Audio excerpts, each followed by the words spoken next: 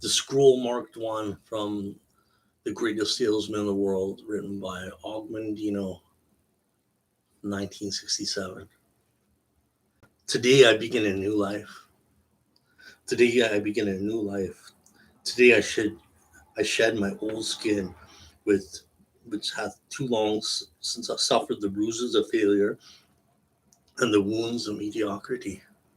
Today am I born anew, and my birthplace is the vineyard where there is fruit for all. Today I will pluck the grapes of wisdom from the tallest and fullest vines of the vineyard, for these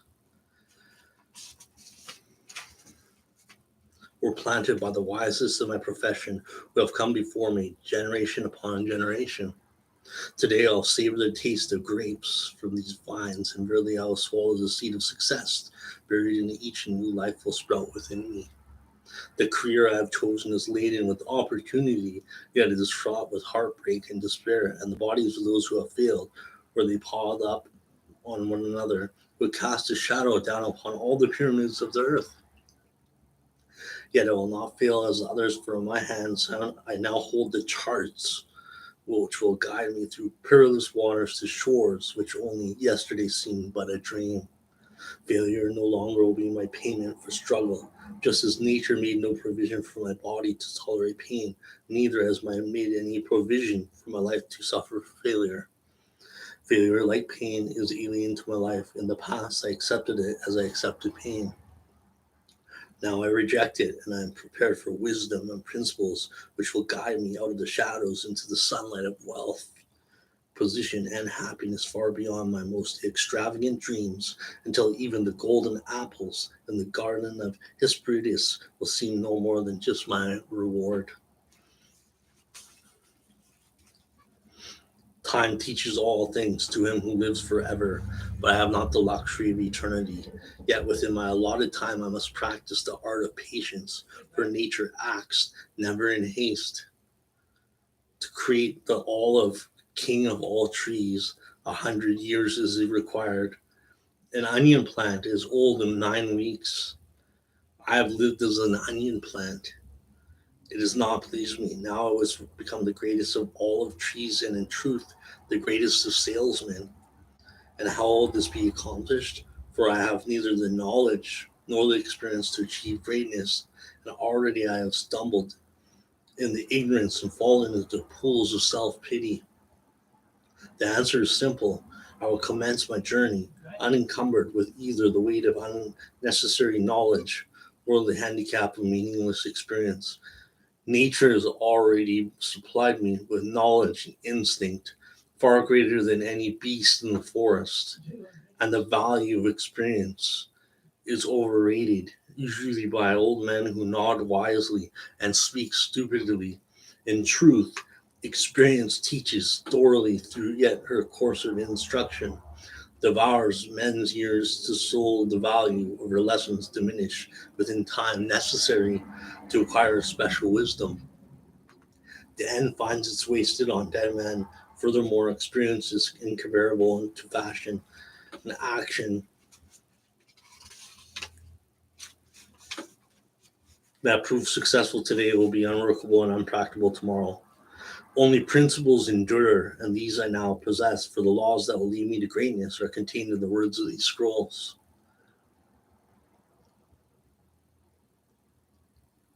What they will teach me is more to prevent failure than to gain success. For what is success other than a state of mind, which two among 1,000 wise men will define success in the same words? Yet failure is always described but one way. Failure is man's inability to reach his goals in life, whatever they may be.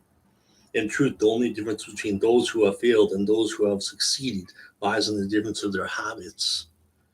Good habits are the keys to all success. Bad habits are the unlocked door to failure. Thus, the first law I'll obey, which produceth all others, is I'll form good habits and become their slave. As a child, I was a slave to my impulses. Now I'm a slave to my habits, as are all grown men. I have surrendered my free will to the years of accumulated habits, and the past deeds of my life have already marked out a path which threatens to imprison my future. My actions are ruled by appetite, passion, prejudice, greed, love, fear, environment, habit, and the worst of these tyrants is habit. Therefore, if I must be a slave to habit, let me be a slave to good habits. My habits must be destroyed with new furrows prepared for good seed. I will form good habits and become their slave. And how will I accomplish this difficult feat? Through these scrolls it will be done, for each scroll contains a principle which will drive a bad habit from my life and replace it with one which will bring me closer to success. For it is another of nature's laws that only a habit can subdue another habit. So, in order for these written words to perform their chosen task, I must discipline myself with the first of my new habits, which is as follows. I'll read each scroll for 30 days in this prescribed manner before I proceed to the next scroll. First, I'll read the words in silence. When I rise, then I'll read the words in silence. After I partake in my midday meal, last, I'll read the words just again before I retire at the end of these. And most important, this occasion, I'll read the words out loud. On the next day, I'll repeat this procedure and I'll continue in the manner for 30 days. Then I'll turn to the next scroll and repeat this procedure for another 30 days. I will continue in this manner until I have lived with each scroll for 30 days and my reading has become a habit. And what will be accomplished with this habit? Here lies in the hidden secret of man's accomplishments. As I repeat the words daily, they will soon become a part of my active mind. But more important, they will also seep into another mind, the mysterious source which never sleeps, which creates my dreams, and often makes me act in ways that I do not comprehend. As the words of these scrolls are consumed by my mysterious mind, I will begin to awake each morning with vitality I have never known before. My vigor will increase, my enthusiasm will rise, my desire to meet the world will overcome every fear I once knew at sunrise, and I will be happier than I ever believed it possible to be in this world of strife and sorrow. Eventually, I'll find myself reacting to all situations which confront me as I was commanded in the scrolls to react. As soon as these actions and reactions become easy to perform, for any act with practice becomes easy. Thus, a new good habit is born. For when an act becomes easy through constant repetition, it becomes a pleasure to perform. And if it is a pleasure to perform, it is man's nature to perform it often. When I perform it often, it often becomes a habit and becomes its slave. And since it is a good habit, this is my will. To begin a new today I begin a new life, and I make a solemn oath to myself that nothing will retard my new life's growth. I will lose not a day from these readings, for that day cannot be retrieved, nor can I substitute another for it. I must not, I will not break this habit of daily reading from these scrolls. And in truth, the few moments spent each day on this new habit are but a small price to pay for the happiness and success that will be mine. As I read and reread these words in the scrolls to follow, never allow the brevity of each scroll nor the simplicity of its words to cause me to treat the scroll's message lightly. Thousands of grapes are pressed to fill one jar with wine, and the grape skin and pulp are tossed to the words. So it is with these grapes of wisdom from the ages. Much has been filtered and tossed to the wind.